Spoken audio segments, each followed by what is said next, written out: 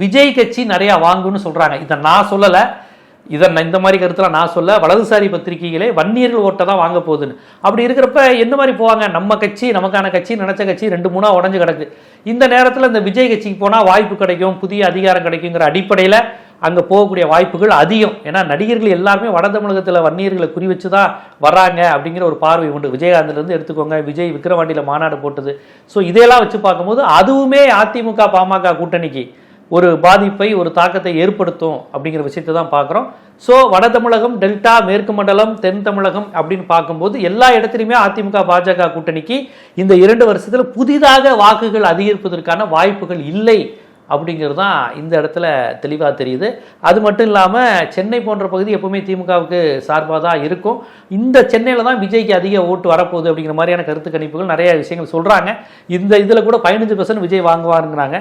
இந்த 15 விழுக்காடு விஜயில் தான் எனக்கு கேள்விகள் இருக்குது. எப்படின்னு கேட்டிங்கன்னா, திமுக அதிமுகவுக்கு ப்ரூவ் பண்ண விஷயங்கள் இருக்குது, திட்டங்கள் இருக்குது, பல்வேறு விஷயங்களை வச்சு திமுகவும் அதிமுக பாஜகலாம் வாங்கும். விஜய்க்கு இவங்க எதை வச்சு வாங்குறாங்கன்னா, அந்த கரிஸ்மாட்டிக்கு ஒரு நடிகர் அப்படிங்கிறது தான். எதுவும் செஞ்சிருக்கேன்னு சொல்லி வாக்கு கேட்க முடியாது.